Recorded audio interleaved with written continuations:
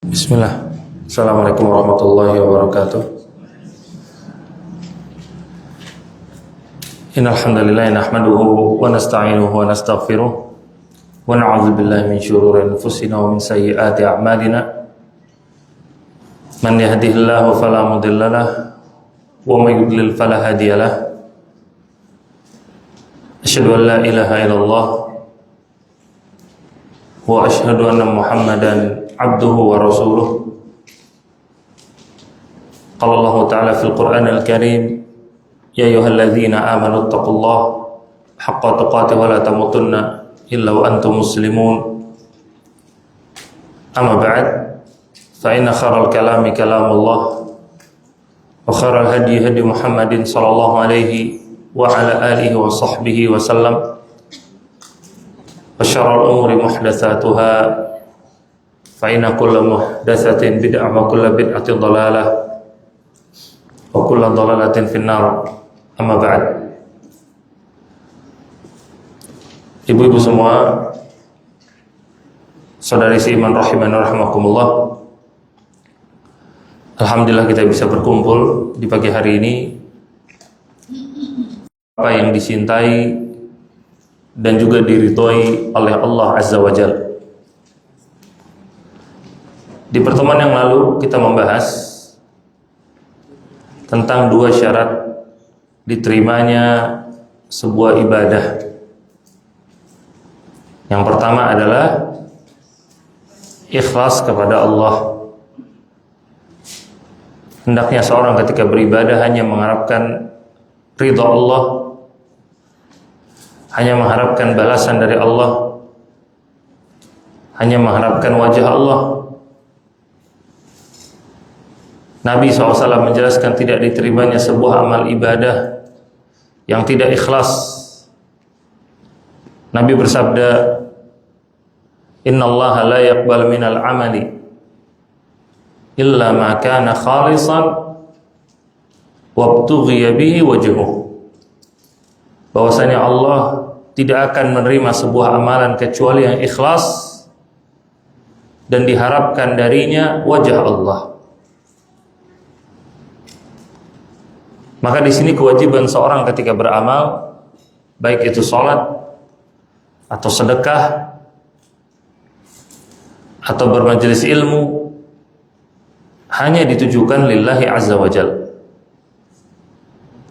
Dan kemudian syarat yang kedua diterima sebuah ibadah adalah hendaknya ibadah tersebut itu sesuai, cocok dengan apa yang diajarkan oleh Nabi Sallallahu Alaihi Wasallam. Bagaimana Nabi SAW, beliau ditugaskan oleh Allah untuk mengajarkan kepada manusia apa yang diinginkan oleh Allah, apa yang dicintai oleh Allah. Itulah makanya Nabi SAW di antara gelar beliau yang lain adalah Rasulullah. Rasul itu artinya utusan. Semua orang yang menjadi utusan dari majikannya atau dari seorang pun itu namanya Rasul. Kalau ibu ngirim makanan ke temannya dan ibu tugaskan ART di rumah, ini makanannya tolong antarkan ke rumah teman saya di komplek ini, di blok ini, nomor segini. Nanti sampai sana kasih, bilang ke si ibu itu, ini dari saya, dan makanan ini harus langsung masuk freezer. Dia itu kalau nggak masuk freezer, dia kuatnya cuma 24 jam. Kalau nggak basi. Kalau di freezer bisa 3 bulan kuatnya. Sampaikan. Nah, ART ini yang ibu utus ke rumah teman ibu untuk bawa makanan dan pesan-pesan itu semuanya, dia ini namanya Rasul. Rasul itu gelar umum. Rasul itu gelar yang umum. Beda dengan Nabi.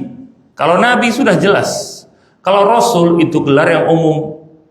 Makanya Nabi SAW kalau diberikan gelar Rasul selalu dibilangnya Ar-Rasul, ada alif lamnya, yaitu sang utusan gitu loh. Atau Rasulullah, jadi jelas utusan Allah. Karena semua orang yang jadi utusan itu namanya Rasul. Nah, utusan itu punya tugas tadi. Dia menjelaskan apa yang dibawa sama dia, apa yang disampaikan kepada dia dari majikannya atau dari orang yang memerintahkan dia. Ternyata Nabi Muhammad SAW demikian, karena beliau seorang Rasul, utusan. Maka beliau menyampaikan kepada kita apa yang disampaikan dari Allah, maka beliau menjadi perantara. Itulah yang kita ketahui dari semua tata cara ibadah. Karena itulah yang Allah inginkan. Makanya kata para ulama, kalau seorang nggak mau mengikuti, atau seorang mengatakan tidak wajib mengikuti tata cara ibadahnya Nabi Shallallahu Alaihi Wasallam, maka seakan-akan tidak ada fungsinya pengutusan seorang Rasul. Kalau semua orang bisa berinovasi masing-masing bikin ibadah, bisa masing-masing berinovasi bagaimana mendekatkan diri kepada Allah, maka seakan-akan tidak ada fungsinya pengutusan seorang Rasul kalau semua orang bisa bikin sendiri. Tetapi ternyata pengutusan seorang Rasul adalah untuk menjelaskan apa yang diinginkan sama Allah. Makanya para ulama sepakat berkaitan tentang masalah ibadah, asal al-aslu fil ibadah al-haram. Asal dari semua ibadah itu haram hukumnya asalnya. Apa maksudnya? Yaitu ibadah itu pada asalnya tidak dilakukan kecuali adanya dalil. Ada dalil yang memerintahkan, baru kita kerjakan. Karena tadi kita melaksanakan apa yang diinginkan sama Allah. Yang diinginkan sama Allah disampaikan sama Nabi. Yang tidak disampaikan sama Nabi nggak harus dikerjakan, nggak perlu dikerjakan.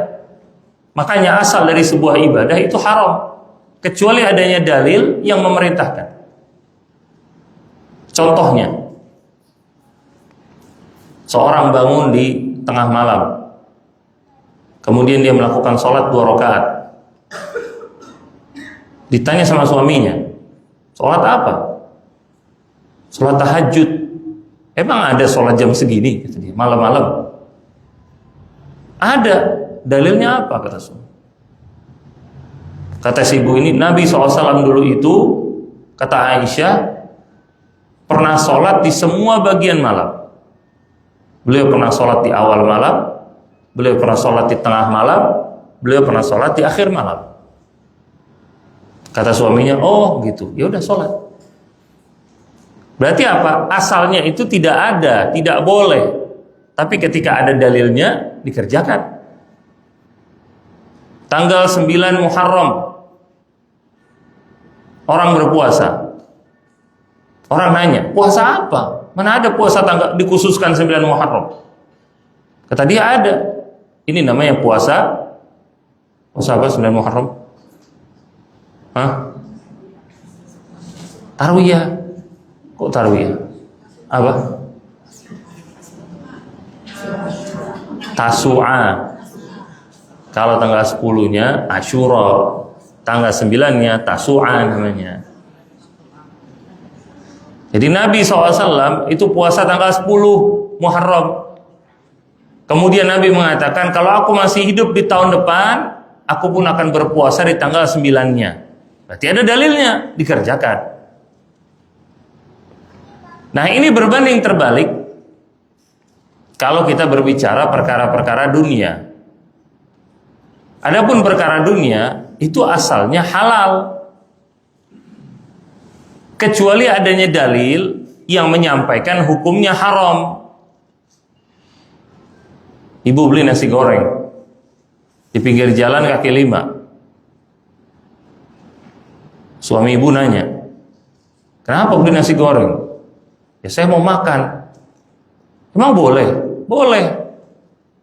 Kata suaminya, dalilnya mana? Nah, keliru. Karena berbicara masalah dunia. Masalah dunia, hukum asalnya halal. Nggak usah ditanya dalilnya apa. Makanya kata para ulama, dalil dari diperbolehkannya hal-hal dunia adalah tidak adanya dalil yang mengharamkan.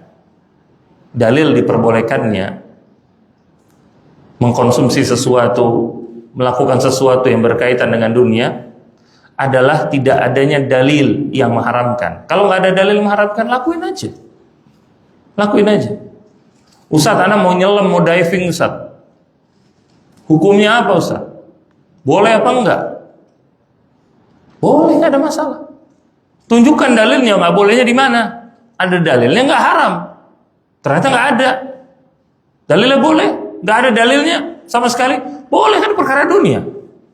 Seorang tidak mendekatkan diri kepada Allah dengan nyelam, kan? Nggak ada. Yang namanya ibadah itu seorang mendekatkan diri kepada Allah dengannya. Orang ketika diving kan nggak mendekatkan diri kepada Allah. Orang dia lagi pengen ngelihat ikan-ikan misalkan.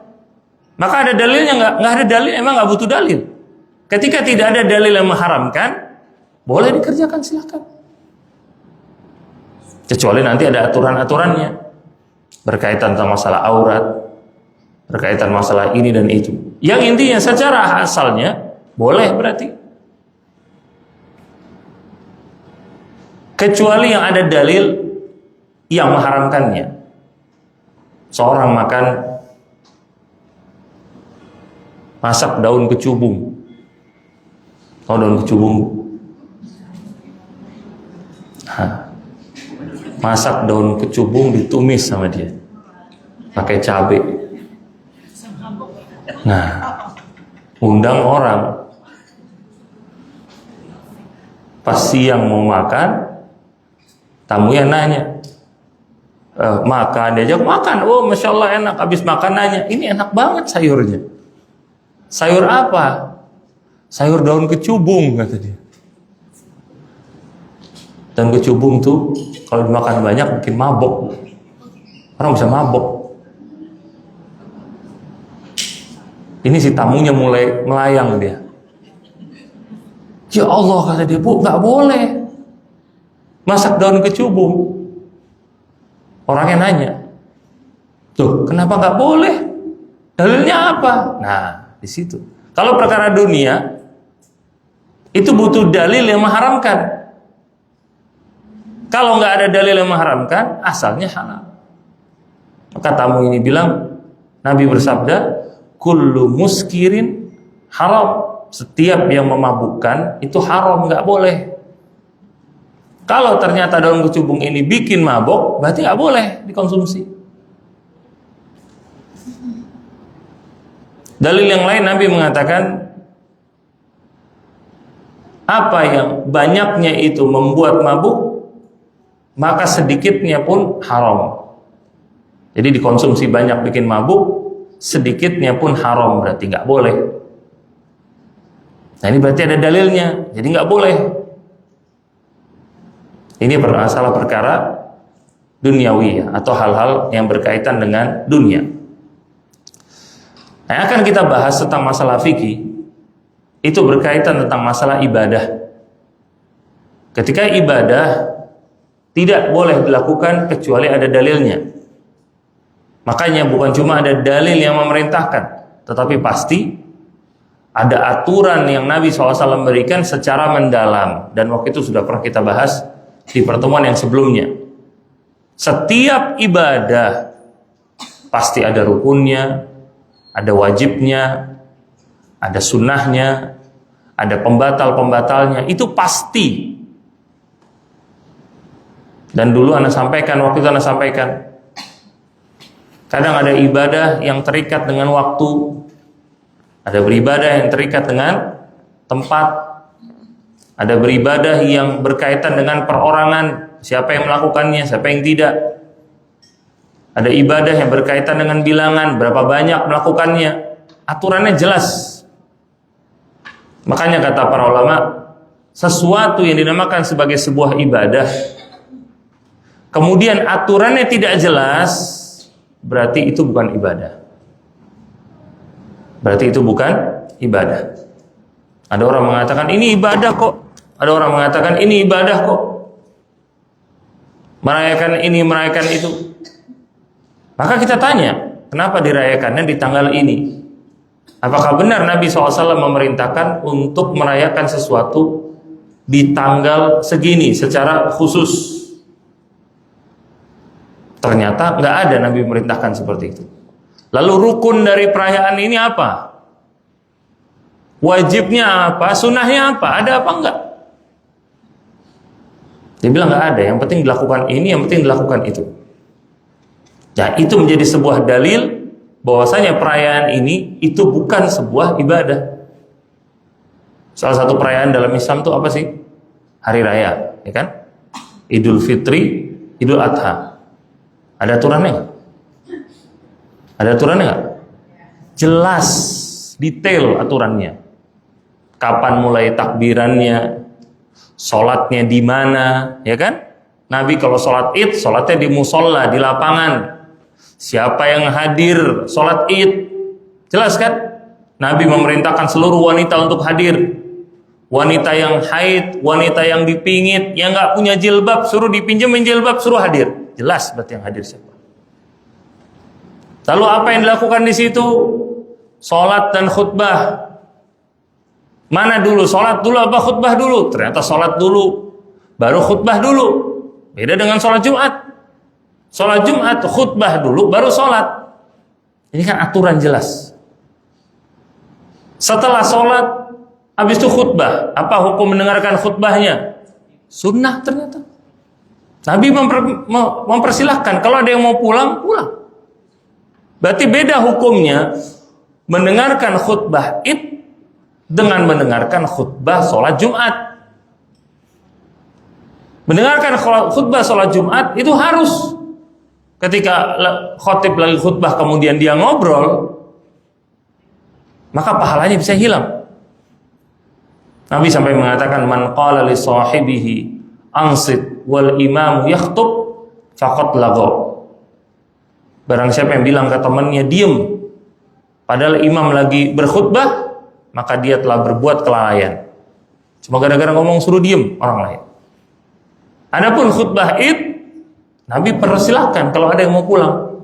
Berarti hukumnya berbeda dengan mendengarkan khutbah Jumat. Jelaskan aturan? Jelas. Sampai Nabi merintahkan sholat Idul Adha itu disegerakan. Sholat Idul Fitri itu diakhirkan. Kalau orang mau sholat Idul Fitri, makan kurma dulu, ya kan? Atau makan atau minum dulu. Kalau mau sholat Idul Adha, jangan makan dulu, nanti makannya. Kemudian hendaknya kalau pergi dan pulang lewat jalur yang berbeda. Lihat, aturannya jelas. Jelas. Mau perayaan apa lagi? Walimah, akikah, aturannya jelas. Akikah itu sebagai bentuk rasa syukur karena kelahiran seorang bayi. Ada aturannya, ada aturannya.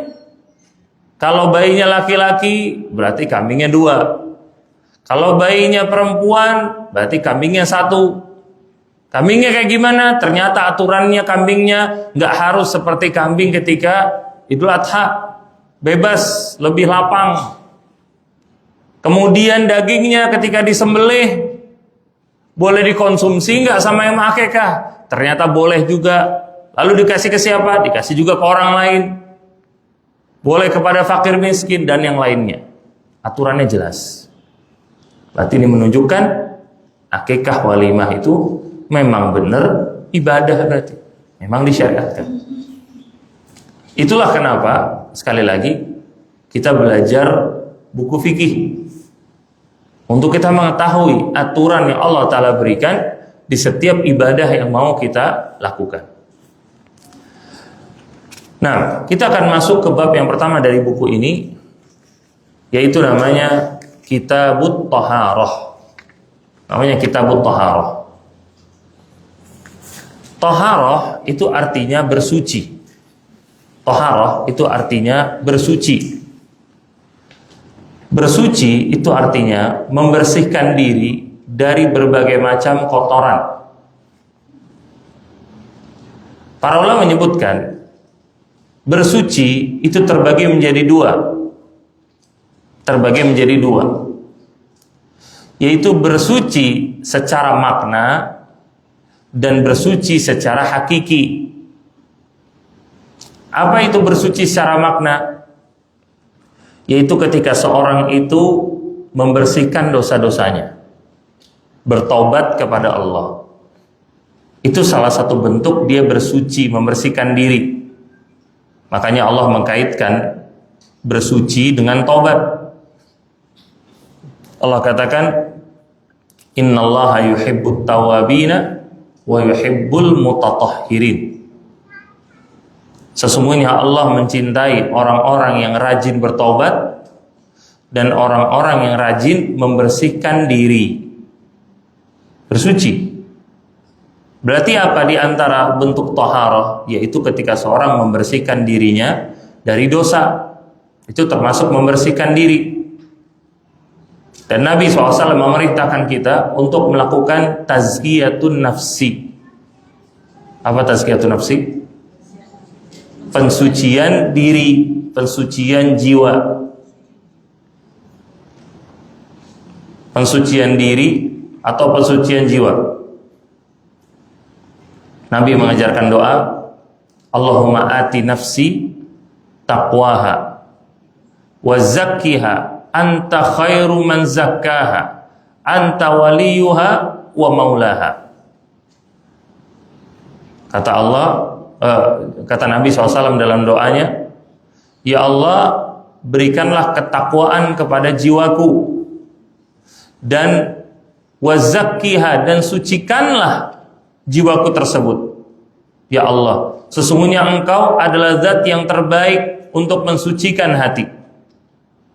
Anta waliyuha wa maulaha. Engkaulah ya Allah yang menciptakan hati ini dan juga yang mengurusnya, atau jiwa ini. Ini diantara doa supaya kita itu mensucikan diri. Dan mensucikan hati itu bahkan lebih penting daripada mensucikan secara hakiki. Karena mensucikan secara makna tadi berarti seorang bertobat kepada Allah. Dia bertobat kepada Allah dari dosa-dosa yang dia perbuat, dari dosa-dosa yang dia lakukan. Orang yang kotor jiwanya, tetapi kemudian badannya itu bersih, maka tidak akan badan bersihnya itu menyelamatkan dirinya dari apapun nanti di hari kiamat. Tetapi sebaliknya, ada orang yang jiwanya bersih, tetapi badannya kotor, maka hatinya yang bersih, jiwanya yang bersih, itulah yang bakal menyelamatkan dia nanti di hari kiamat. Makanya Nabi SAW beliau menjelaskan, aktsaru ahlil jannah al-fuqara. Kebanyakan penduduk surga adalah orang-orang fakir. Dan orang fakir dari dulu sampai sekarang sama. Badannya jelas lebih kotor daripada orang-orang kaya, lebih berdebu, lebih cemong kadang. Tetapi ternyata hati mereka itu banyak yang bersih. Itulah makanya mereka masuk surga. Sampai Nabi SAW mengatakan, nusirna bidu'ail fuqara. Kita ini diberikan kemenangan sama Allah karena doanya orang-orang fakir. Karena jiwa mereka bersih. Jiwa bersih makanya lebih utama daripada badan yang bersih. Ini makanya harus jadi perhatian bagi kita semua. Kadang kita lebih memperhatikan kebersihan pakaian dan badan kita daripada kebersihan jiwa kita. Baju diganti terus, dicuci terus. Kadang ada baju-baju mahal nggak mau dicuci sama ART-nya, harus ke laundry. Saking dijaga sama dia.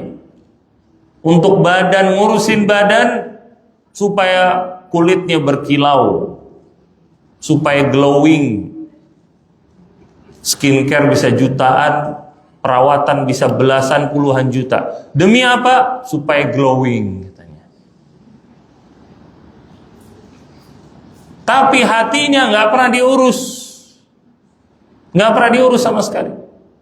Nabi SAW mengatakan, Innal imana la yakhliqu kama yakhliqu thawb.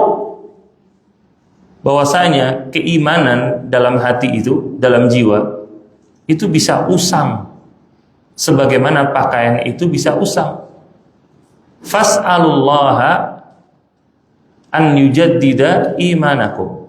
Maka mintalah kepada Allah untuk memperbaharui keimanan kalian.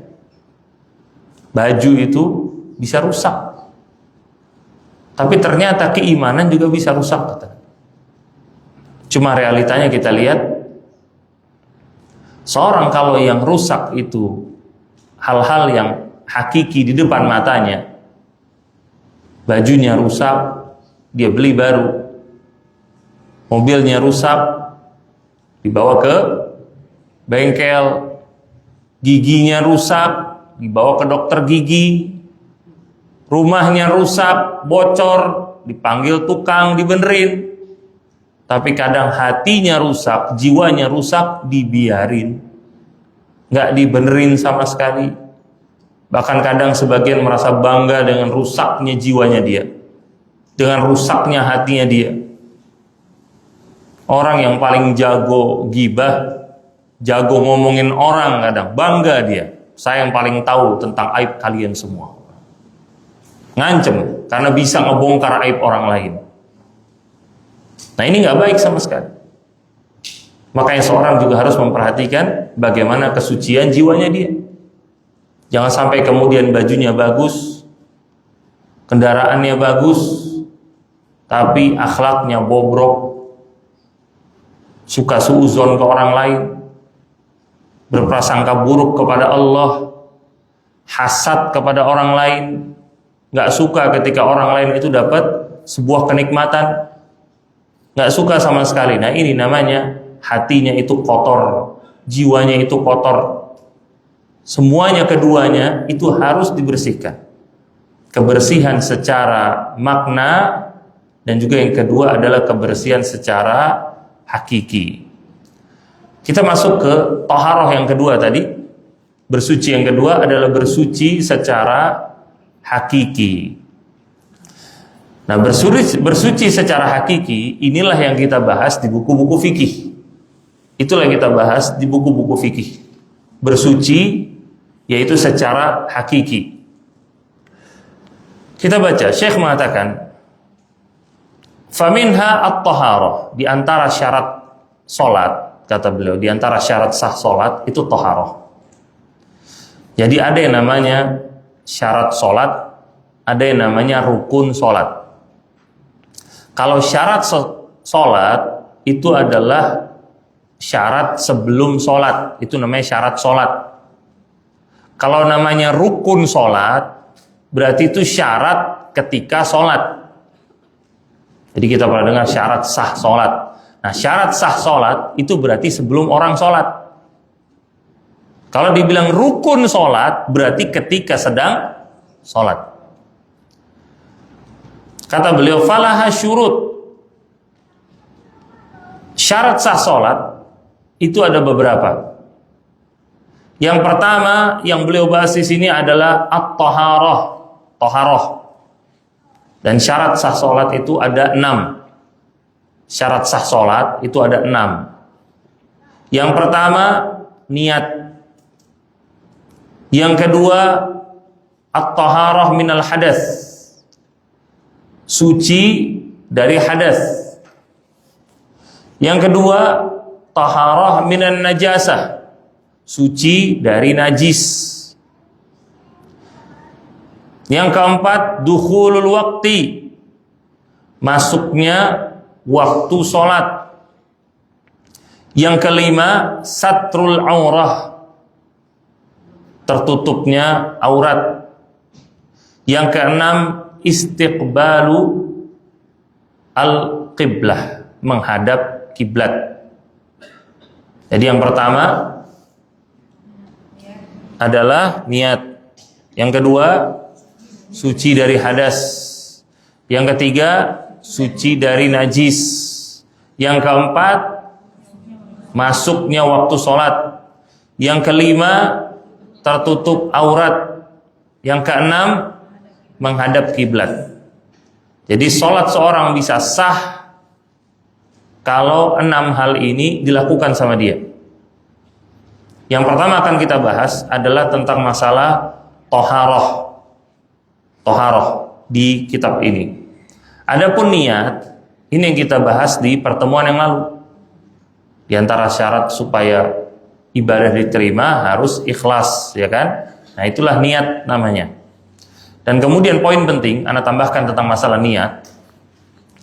Niat itu membedakan antara fungsi dari niat, ya. Fungsi dari niat itu membedakan antara ibadah dengan aktivitas sehari-hari. Ini fungsi dari niat yang pertama, membedakan antara sebuah ibadah dengan aktivitas sehari-hari. Itu fungsi yang pertama. Fungsi yang kedua dari niat, membedakan antara sebuah ibadah dengan ibadah yang lain. Apa fungsi pertama tadi dari niat? Membedakan antara sebuah ibadah dengan aktivitas sehari-hari. Apa contohnya? Contohnya mandi. Nah ya, betul. Contohnya seorang dalam kondisi junub. Seorang dalam kondisi junub. Entah dia itu habis berhubungan badan atau ibu-ibu dalam kondisi haid. Kemudian ada ibu yang punya kolam renang gede di rumahnya. Pagi-pagi nyemplung dia ke kolam renang itu.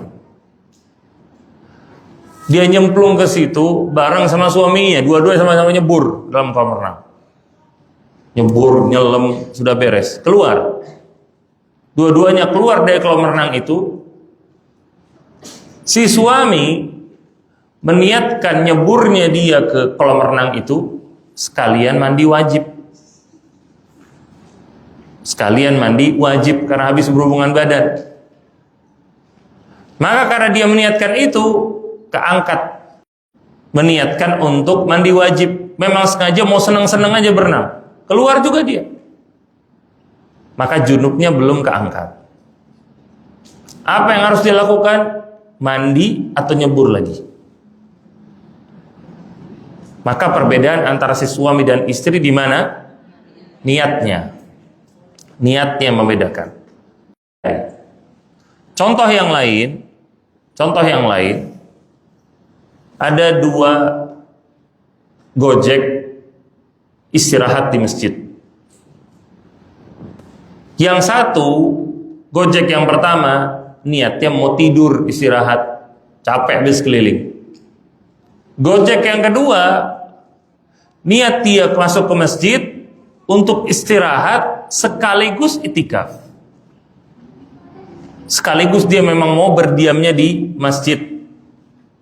Sambil dia itu istirahat, sambil dia baca Al-Quran, sambil dia zikir. Maka keduanya memiliki pahala yang berbeda. Yang satu karena niatnya mau istirahat, yang gak ada pahalanya. Memang niatnya istirahat aja, mubah. Nah yang kedua, karena niatnya sekalian dia mau itikaf, dapat pahala dia. Apa sekali lagi membedakan? Niatnya. Itu fungsi yang pertama dari niat. Fungsi yang kedua dari niat, membedakan antara sebuah ibadah dengan ibadah yang lain. Di antaranya, membedakan antara ibadah yang wajib dengan ibadah yang sunnah. Contohnya, ketika masuk waktu subuh. Kemudian si ibu ini langsung sholat, Allahu Akbar. Niatnya sholat sunnah. Sebelum subuh qobliyah.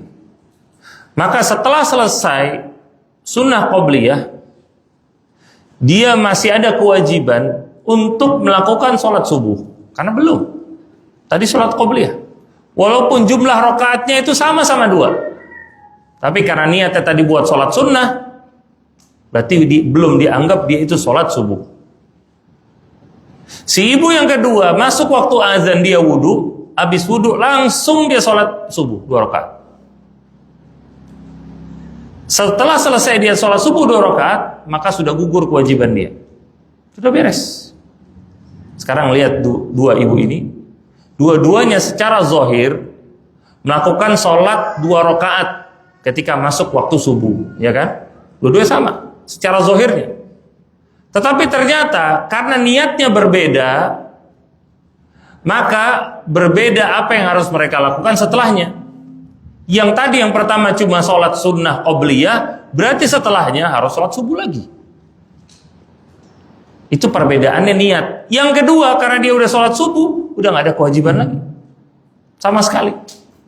Bisa dipahami ya, bedanya ya. Untuk membedakan antara ibadah yang wajib dengan ibadah yang sunnah. Kemudian juga, fungsi niat, masih yang kedua tadi, membedakan antara ibadah yang wajib dengan ibadah wajib yang lainnya. Membedakan antara ibadah yang wajib dengan ibadah yang wajib yang lainnya. Contohnya seorang dalam kondisi safar, pergi keluar kota, Jakarta ke kemana? Ke Bandung, pakai mobil. Dia berangkat jam 5:30 sore. Maka dia itu melakukannya jamak takhir. Kalau dia itu berangkatnya di awal waktu sholat, maka dia melakukannya jamak takdim. Maksudnya apa? Kalau dia berangkatnya 5:30, kan belum masuk waktu maghrib. Maka apa yang dilakukan jamak takhir ntar sama isya. Sampai Bandung, nah baru sholat nanti. Maghrib sama isya. Tapi kalau dia berangkatnya habis maghrib, sholat maghrib dulu sama isya, baru jalan. Itu namanya jamak takdim. Tapi bedanya, kalau jamak takhir dalam kondisi seperti itu, bisa dikosor. Ketika sampai Bandung, dia sholat maghrib 3, isyanya 2. Kalau dia berangkatnya setelah maghrib tadi, yang sunnah adalah di jamak takdim, ya kan, dimajuin, harus maghrib dan isya dulu baru jalan ke Bandung, ya kan. Di situ dia nggak bisa qashar, jamak saja. Dia sholat maghrib 3, kemudian isyanya 4. Karena qashar itu berkaitan dengan safar. Kalau nggak safar nggak boleh qashar. Nah tadi ceritanya ada si ibu ini sama suaminya mau berangkat ke Bandung. Mereka berangkat jam 5:30. Jam 5:30 sore berangkat pakai mobil. Nyampe Bandung jam 9 malam, nyampe hotel. Mereka sholatlah jamak takhir. Sholat si ibu 2 rakaat. Sholat 2 rakaat. Selesai habis itu. Dia baru ingat, anak tadi belum sholat maghrib.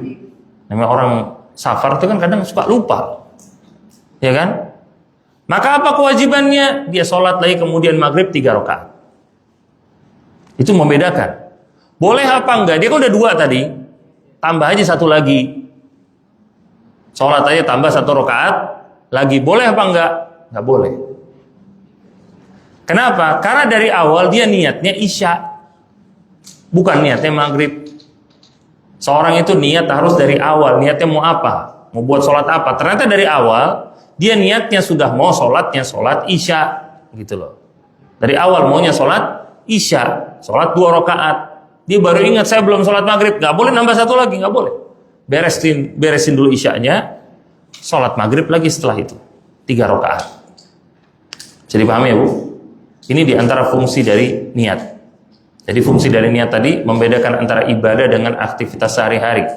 Kemudian membedakan antara sebuah ibadah dengan ibadah yang lain. Entah ibadah wajib dibedakan dengan ibadah sunnah, kemudian ibadah yang wajib dibedakan dengan ibadah wajib yang lainnya. Nah, ini fungsi dari niat. Kemudian syarat sah sholat yang kedua yang akan dibahas di sini adalah toharoh, yaitu bersuci. Syekh mengatakan, Nabi SAW bersabda, la yaqbalullahu sholatan bi ghairi tuhurin, bahwasanya Allah tidak akan menerima sholat tanpa atau tidak dalam kondisi suci. Tidak dalam kondisi suci. Jadi harus seorang itu sholat dalam kondisi suci. Dalam riwayat yang lain, Nabi SAW mengatakan, la tuqbal sholatu man ahdatha hatta yatawadda. Tidak diterima sholat orang yang berhadas sampai dia itu wudhu dulu. Jadi orang yang berhadas dia harus wudhu dulu. Itu maksudnya apa? Harus dalam kondisi suci. Kemudian kata Syekh, faman lam yatatahhar minal hadatsil akbar wal asghar wan najasah fala sholata lahu. Barang siapa yang tidak bersuci dari hadas besar atau hadas kecil atau najis, maka tidak ada sholat bagi dia. Maksudnya apa? Tidak dianggap sholatnya dia walaupun dia itu sholat. Kalau masih ada hadas kecilnya atau hadas besarnya atau ada najisnya. Nah di sini dijelaskan secara rinci. Kalau hadas besar itu diantaranya adalah haid atau berhubungan badan, maka tidak akan bisa suci kecuali dengan al-ghusl, yaitu mandi. Kalau hadas kecil maka disucikan dengan berwudu. Kalau hadas kecil, apa diantara hadas kecil? Buang angin atau tidur terlelap, maka itu hadas kecil. Tidak bisa kemudian dia sholat kecuali dengan dia berwudu terlebih dahulu. Poinnya dalam masalah ini, semua yang menghilangkan hadas besar maka sekaligus bisa menghilangkan hadas kecil. Maksudnya apa? Contohnya, seorang berhubungan badan, maka kalau mau sholat dia itu wajib untuk mandi, menghilangkan hadas besar, ya kan? Ketika dia mandi menghilangkan hadas besar itu, otomatis hadas kecilnya terangkat. Jadi dengan dia mandi untuk mengangkat hadas besar, setelah itu dia boleh langsung sholat. Dia boleh langsung sholat, itu boleh langsung. Adapun kalau seorang berwudu, maka itu tidak bisa mengangkat kecuali hadas kecilnya dia aja. Nggak bisa kemudian mengangkat hadas besarnya dia. Hadas besar harus dengan mandi. Kemudian wan najasah, najis. Adapun najis itu kotoran, entah itu kotoran hewan atau kotoran manusia atau yang lainnya, najis. Bagaimana dengan najis? Maka najis itu harus untuk dihilangkan, harus untuk dibersihkan. Taharah minan najasah takunu bi izalatiha. Suci dari najis itu dengan cara dihilangkan. Dan di sini ada beberapa kondisi. Menghilangkan najis itu ada beberapa kondisi. Kondisi yang pertama, kalau misalkan seorang itu sholat, lalu najisnya itu ada di pakaian dia, ada di pakaian dia. Dan kalau dia lepas pakaian itu, maka auratnya terbuka, maka dia harus batalkan sholatnya. Harus dia batalkan sholatnya dia. Lihat ya, kasus pertama, najisnya itu menempel di badan atau menempel di pakaian. Kalau dilepaskan pakaiannya, auratnya terbuka. Sedangkan sholat harus menutup aurat. Jadi apa yang harus dia lakukan? Batalin sholatnya. Ini kondisi yang pertama. Kondisi yang kedua, kalau dia itu sholat lalu ada najisnya, lalu dia bisa hilangkan najisnya tanpa melanggar syarat sah yang lainnya, maka tinggal dilanjutkan sholatnya dia. Contohnya apa? Ketika dia laki-laki sholat, dia pakai celana panjang, kemudian dia pakai sarung juga, dia pakai baju koko. Ternyata pas sholat, dia ngelihat pas lagi ruku, kok bawa pesing. Ternyata sarungnya diompolin sama anaknya. Apa yang dia lakukan? Sarungnya dilepas. Habis itu dia lanjutin sholatnya. Gak usah batalin sholat. Kenapa? Dengan dia melepas sarung, auratnya masih ketutup karena dalamnya masih pakai celana panjang. Ada bapak-bapak yang sholat pakai sarung, dalamnya masih pakai celana panjang. Itu ada. Sholatnya bisa dilanjutkan. Tapi kalau ternyata kondisinya seperti kasus yang pertama, dia cuma pakai sarung, dalamnya nggak pakai apa-apa misalkan, maka dia harus batalin sholatnya. Ini diantara dalilnya adalah Nabi SAW ketika beliau pernah sholat berjamaah sama para sahabatnya, dan sholatnya waktu itu di lapangan. Setelah itu Nabi SAW tiba-tiba melepas sandalnya, melepas kedua sandalnya, kemudian diletakkan di samping beliau. Dan kemudian hal ini ternyata dilakukan juga oleh para sahabat. Para sahabat melihat Nabi buka sandal, mereka buka sandal semua. Mereka pikir turun wahyu yang baru, nggak boleh pakai sandal pas sholat. Setelah selesai sholat, Nabi ngadep ke jamaahnya, kemudian Nabi ngelihat para sahabat buka sandal semua. Nabi tanya, "Ma bisya'nikum?" Ngapain kalian? Kenapa? Kok buka sandal semua? Lalu para sahabat bilang, "Kami ngelihat kamu wahai Rasul buka sandal, kami pun buka sandal semuanya." Lalu Nabi bilang, "Aku ketika sholat dikabarkan oleh Jibril bahwasanya di sandalku itu ada najisnya, maka aku lepaskan sandalku." Di sini pelajarannya apa? Nabi berarti di awal sholat sempat sholat dengan adanya najis di sandalnya, ya kan? Dikabarkan sama Jibril ada najisnya, baru dilepaskan. Lihat, Nabi gak batalin sholat, tapi tetap dilanjutkan sama beliau, ya kan? Tetap dilanjutkan sama beliau. Dan dari sini juga poinnya kata para ulama, itulah makanya artinya menghilangkan najis itu izalah, menghilangkan. Jadi kalau najisnya itu bisa dipisahkan dari kita, ya sholat kita tinggal dilanjutkan aja, selama tadi auratnya tidak terbuka. Dan kemudian juga poinnya kata para ulama, orang yang tidak tahu ada najis di badannya, tidak tahu ya, ingat ya, tidak tahu ada najis di badannya, sedangkan dia dalam posisi sholat, maka najisnya itu tidak membatalkan sholatnya dia. Kalau posisinya nggak tahu, dia nggak tahu. Misalkan seorang sholat id, orang sholat id kan di lapangan, dia jalan dulu kan, nyampe sana sholat, ikut sholat id, ternyata beres sholat nyium bau kotoran kucing. Ini kotoran kucing dari mana? Ternyata dilihat ada di bawah sandalnya dia. Jadi dia sholat tadi, sholat id dalam kondisi pakai sandal yang ada kotoran kucingnya. Gimana? Ya sudah, nggak ada kewajiban, nggak ada keharusan juga untuk mengulangi sholatnya karena dia nggak tahu. Dan ini juga berlaku tentu ya di sholat-sholat yang wajib. Ini terjadi di sholat wajib, itu nggak ada masalah. Ibu-ibu misalkan sholat di rumah, kemudian beres sholat, di mukena kok ada yang kotor. Dilihat ternyata anak ibu yang masih kecil buang kotoran di tengah rumah misalkan, nggak sengaja kena ke mukena misalkan. Itu nggak ada masalah karena tidak tahu. Adapun kalau lupa, maka wajib untuk diulang sholatnya.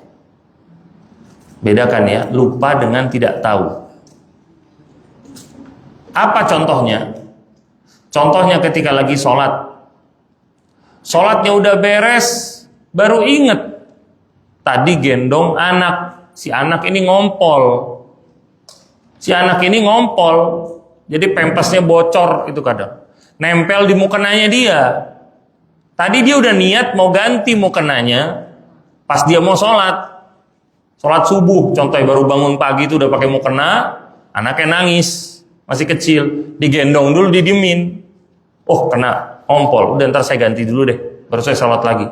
Gara-gara kelamaan gendong, naruh, lupa mau ganti mukena, langsung sholat.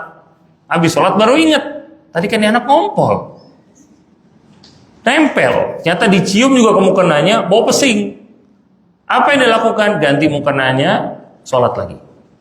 Harus diulangin, karena lupa nggak dianggap. Termasuk posisinya orang sholat tanpa wudhu, sama posisinya. Orang sholat tanpa wudhu, dia lupa, maka dia harus ulangi lagi sholatnya dia. Apalagi posisinya ketika seorang sholat dalam kondisi junub. Kadang orang nggak tahu, lupa dia lupa kalau berhubungan badan di malam harinya, dia lupa. Kadang ini kejadian sama suami, kadang nggak sadar karena dia mau sholat ke masjid, dia habis berhubungan badan malam harinya, pagi subuh langsung wudhu. Nah ini kejadian teman anak waktu itu. Ingatnya habis maghrib, hubungan badannya malam ya kemarin. Nah habis maghrib baru ingat, anak lupa, kata dia. Gimana? Subuh, zuhur, asar, maghrib, kata dia. Tinggal satu lagi isya. Gimana? Ente mandi wajib, habis mandi wajib sholat lagi dari awal. Ya, hitung-hitung terawih, Anda bilang. Hitung-hitung terawih.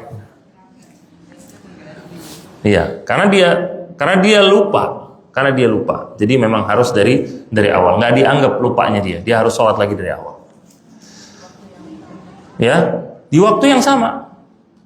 Sholat itu dilakukan secara fauron, secara segera. Dia langsung dilakukan di momen itu juga. Dia langsung mandi, habis mandi dia langsung sholat semuanya. Subuh 2, salam, zuhur 4, salam, asar 4, salam, maghrib 3, salam, azan isya, berangkat ke masjid. Ya qadarlah, namanya manusia lupa.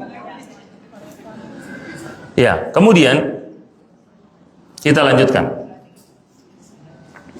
Syekh mengatakan, wa taharah nau'an. Cara untuk bersuci itu ada dua, kata beliau. Cara untuk bersuci itu ada dua. Ahaduhuma at-taharah bil ma'. Salah satunya itu bersuci dengan air.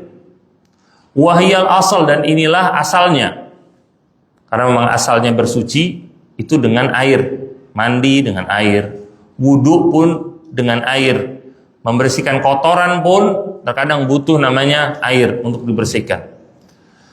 Kata beliau, fakullu ma nazala minas sama au naba'a minal ardi fahuwa tahur. Segala sesuatu yang turun dari langit atau muncul dari bumi, maka airnya itu suci. Setiap air yang turun dari langit atau keluar dari bumi, itu airnya suci. Allah mengatakan di surat Al-Anfal di ayat yang ke-11.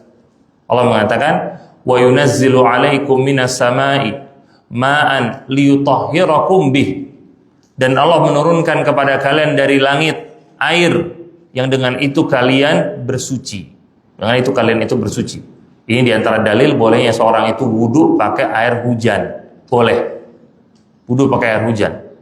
Hujan misalkan kemudian ditampung di bejana misalkan atau di ember, habis itu dia wudu pakai itu.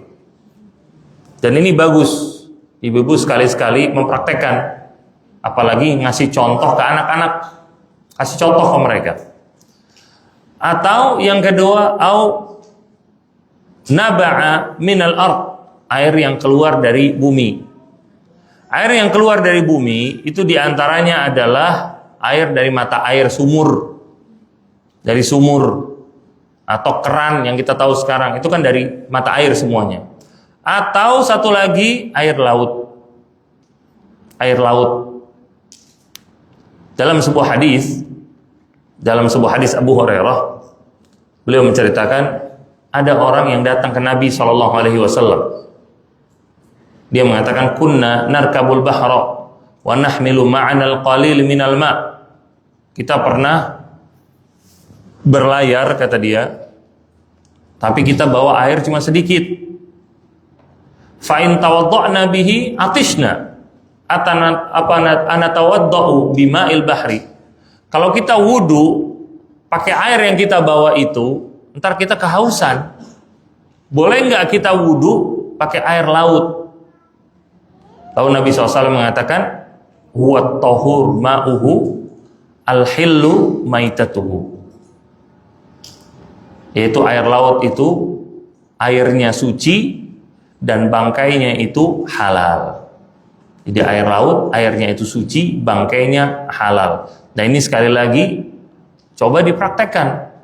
Kalau ibu jalan-jalan, mau jalan-jalan ke Ancol mau jalan-jalan kemana pantai kemana, apalagi bawa anak-anak, praktekin depan mereka. Kita berwudu dengan air laut. Jadi mereka tahu air ini suci. Dan kadang kita pun ngajarin ke mereka, kita ini beribadah dimanapun kita berada. Kita ngasih contoh ke mereka. Mau dengan air yang biasa, mau dengan air laut, walaupun air keran ada, air dari mata air ada, itu nggak ada keutamaan yang utama dengan air keran, nggak ada, sama semuanya. Karena airnya sama-sama suci, mau pakai air keran mau pakai air laut itu sama, nggak ada keutamaan sama sekali. Tapi ketika ada niatan lain, maksud lain, nanti bisa ada pahala tambahan. Karena tujuannya untuk mendidik anak, untuk ngajarin anak. Maka coba berwudu dengan air laut, coba di hadapan mereka. Kemudian kata Syekh, yutahhiru minal ahdathi wal akhbath, bahwasanya air itu bisa mensucikan dari hadas dan juga dari najis. Walau taghayyara ta'muhu aw launuhu aw rihuhu bi syai'in tahir, kecuali kata beliau kalau ada yang berubah dari karakter air tersebut, entah itu rasanya atau warnanya atau baunya. Jadi sebagian ulama itu mengatakan perubahan karakter air itu tidak mempengaruhi kesuciannya. Sebagian ulama mengatakan demikian. Karena Nabi SAW mengatakan, innal ma' tahur la yunajjisuhu syai'un. Air itu suci, nggak bakal bisa jadi najis dengan apapun. Ini jadi dalilnya. Tapi tentunya para ulama lain mengatakan ini dilihat dari banyaknya kadar airnya. Dilihat dari banyaknya kadar airnya. Dalam sebuah hadis Nabi mengatakan, idza kana al-ma'u qullatain lam yahmilil khabath. Kalau air itu jumlahnya 2 kullah, maka air itu tidak akan ada kotorannya. 2 kullah itu kurang lebih 3 ember. 3 ember besar itu 2 kullah. Kalau air udah sebanyak 3 kullah, itu udah pasti airnya suci, nggak bakal bisa kotor dengan apapun, maksudnya. Nggak bakal bisa kotor dengan apapun. Adapun kalau airnya jumlahnya di bawah itu, kemudian warnanya berubah, atau baunya berubah, atau rasanya berubah, maka nggak boleh berwudu dengan air tersebut. Nggak boleh. Contohnya, air yang banyak, yang ada mungkin ada najisnya, tetapi tidak akan merusak kesucian dari air tersebut. Contohnya kolam renang. Kolam renang memang ada larangan, nggak boleh seorang itu kencing di mata air, nggak boleh, pipis di mata air itu nggak boleh sama sekali. Nah, sebagian orang berenang di kolam renang umum itu kencing di situ. Itu nggak boleh sama sekali. Ini pun diajarkan ke anak-anak, nggak boleh. Kalau mau buang air di WC, nggak boleh di situ. Itu nggak boleh. Nah, tapi ketika airnya itu sebanyak itu, maka kata Nabi tadi, la yunajjisu syai'un, innal ma'a tahur, la yunajjisu syai'un. Air itu suci, tidak akan bisa dinajiskan dengan sesuatu apapun. Kalau merenang itu kan besar pasti kan? Kalau merenang itu pasti besar. Walaupun kalau dalam pikiran kita pasti ada aja orang yang buang air kecil di situ, pasti ada. Cuma ketika kita lihat airnya itu suci semua dan air sebanyak itu, nggak ada masalah wudu dengan air tersebut. Itu nggak ada masalah. Nah, itu nggak ada masalah sama sekali. Kecuali tadi airnya dalam jumlah yang sedikit. Nah, kecuali airnya dalam jumlah yang sedikit. Ini cuma sebagai contoh. Kemudian berikutnya, fa in taghayyara ahadu awsafihi binajasa fahuwa najisun yajibu sinabuhu. Kalau ternyata salah satu dari karakter air itu berubah karena sebuah najis, maka nggak boleh seorang berwudu atau bersuci dengan air tersebut. Contohnya tadi di ember, kita wudu pakai air di ember boleh. Cuma ternyata air embernya kok bau pesing. Ternyata pernah dikencingin sama anak, jadi bau pesing misalkan. Atau dicampuri sama cucian baju bekas ompol misalkan di situ. Nggak ketahuan sama kita bau. Nah itu nggak boleh kemudian bersuci dengan air tersebut. Itu nggak boleh. Tapi kalau perubahan karakter air ini karena suatu hal yang tabi'i itu suatu hal yang fitrah, yang normal, alami, itu boleh. Contohnya apa? Air danau. Air danau itu kadang hijau. Cuma hijaunya air danau itu kadang karena alga atau karena lumut. Itu sebab alami. Jadi bukan karena najis. Boleh apa enggak? Boleh. Padahal warnanya berubah kan? Boleh. Termasuk apa lagi rasanya berubah? Kan laut. Laut kan rasanya berubah. Asin, ya kan? Cuma itu karena faktor alami. Jadi boleh, nggak ada masalah. Itu boleh, nggak ada masalah. Kalau faktornya faktor alami. Tapi kalau faktor yang merubahnya itu karena najis, maka nggak boleh kemudian bersuci dengan air tersebut. Kemudian Syekh katakan, wal asl fil asya at-tahara wal ibahah. Asal dari segala sesuatu itu suci dan juga boleh. Ini lihat ya, asal dari segala sesuatu itu suci dan juga boleh. Apa maksudnya suci? Jadi air manapun, kalau kita ragukan, boleh nggak ya saya wudhu pakai air ini? Kalau kita lihat secara umum airnya bersih, warna nggak berubah, bau nggak berubah, boleh. Karena asal dari semua air itu suci. Kecuali, nah tadi, ada perubahan dalam hal tersebut yang tidak alami, maka nggak boleh lagi. Syekh katakan, فَإِذَا شَكَّ الْمُسْلِمْ فِي نَجَاسَةِ مَا. Kalau seorang muslim itu ragu dalam najisnya sebuah air, au thawbin, atau najis yang ada di sebuah pakaian, au buq'ah, atau di sebuah tempat, au ghairiha, atau tempat yang lain, fahuwa tahir, maka kembali pada hukum asalnya, yaitu suci, nggak perlu ragu-ragu. Au tayaqqana at-tahara wa syakka fil hadath fahuwa tahir, atau seorang itu yakin dalam kondisi suci, tapi dia ragu-ragu kalau dia dalam kondisi hadas, maka kembali kepada hukum asal bahwasanya itu tahir, suci. Liqaulihi SAW, karena sabda Nabi SAW kepada seseorang yang dia itu berimajinasi seakan-akan dia itu kentut ketika sholatnya, buang angin ketika sholatnya. Dia seakan-akan, dia berhayal. Maka Nabi SAW mengatakan, la yansarifu hatta yasma'a sautan aw yajida rihan. Jangan dia itu batalin sholatnya sampai dia itu mendengarkan suara atau mencium bau dari buang anginnya dia. Ini hadis yang penting, Bu. Jadi laki-laki ini itu ragu-ragu. Ini saya tadi pas sholat buang angin apa enggak? Ragu-ragu dia. Nah kemudian datang ke Nabi, kata Nabi, la yansarif hatta yasma'a sautan aw yajida rihan. Ketika sholat kemudian masuk keraguan-raguan tersebut, jangan dia batalin sholatnya sampai dia dengar suaranya. Memang benar dia itu buang angin, kedengar suaranya. Au yajida rihan, atau dia kecium baunya. Hadis ini menjadi asal dari sebuah kaidah fikih. Nama kaidahnya Al-yaqin la yuzalu bisyak.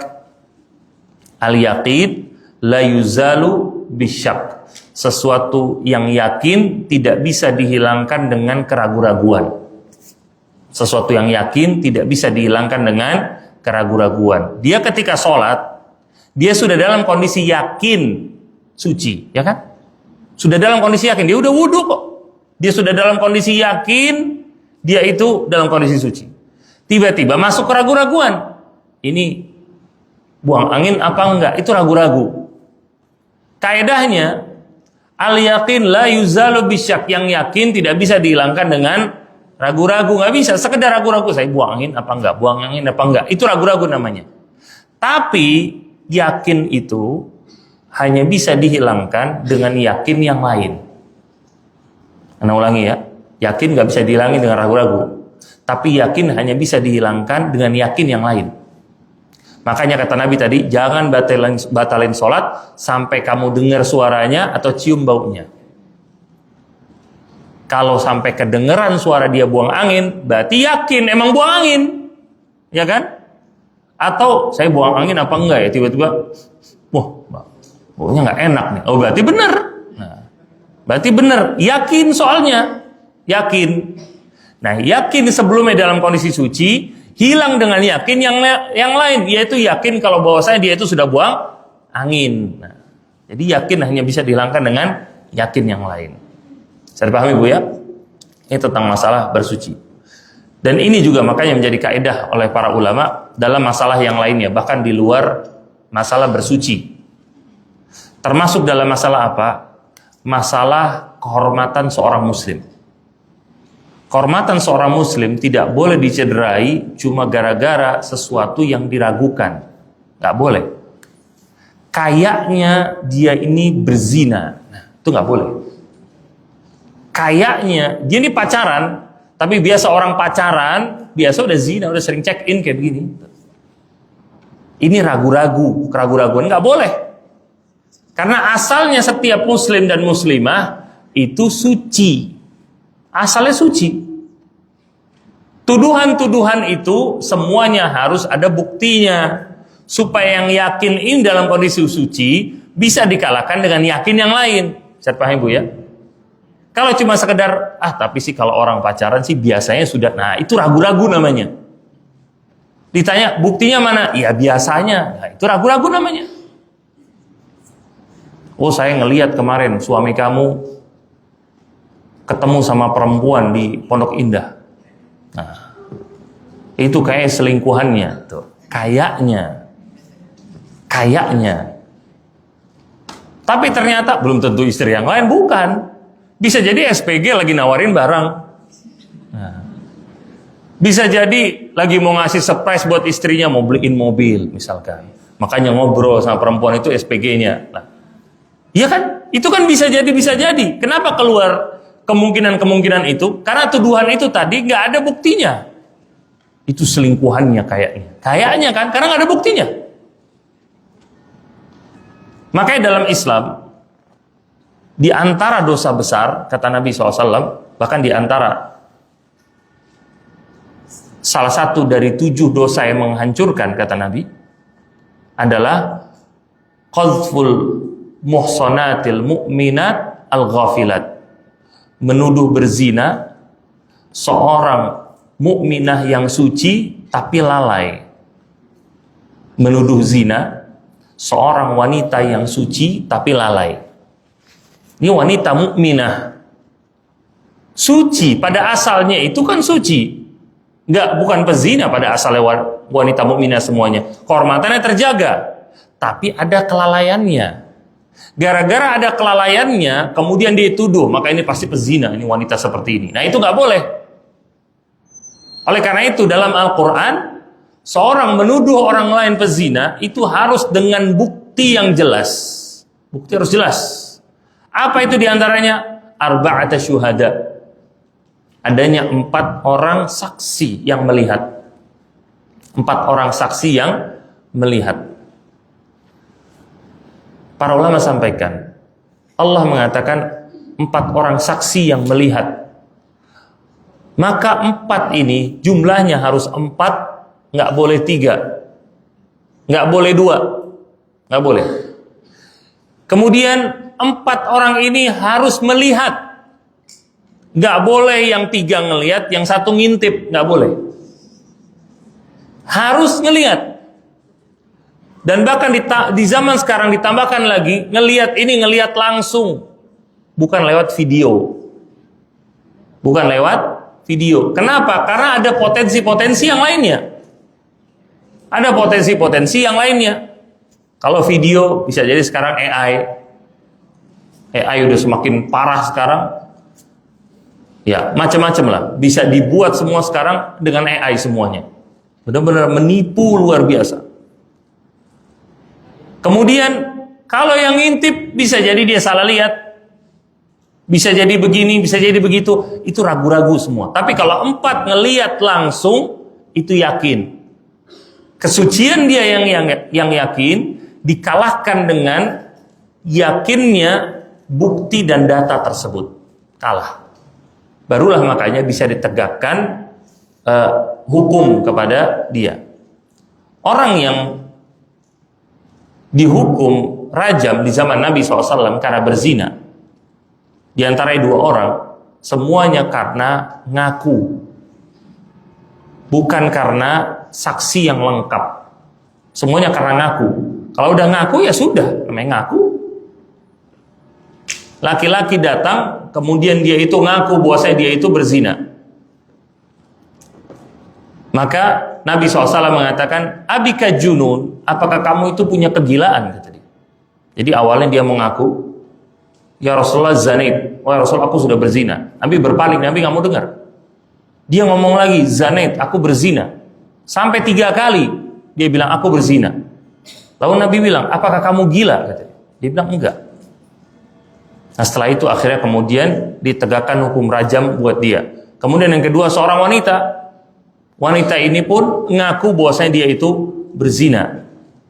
Dia minta untuk dihukum rajam sebagai penghapusan dosa. Maka Nabi SAW tunggu sampai dia itu melahirkan, karena ternyata hamil.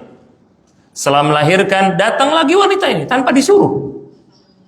Memang dia benar-benar merasa bersalah luar biasa.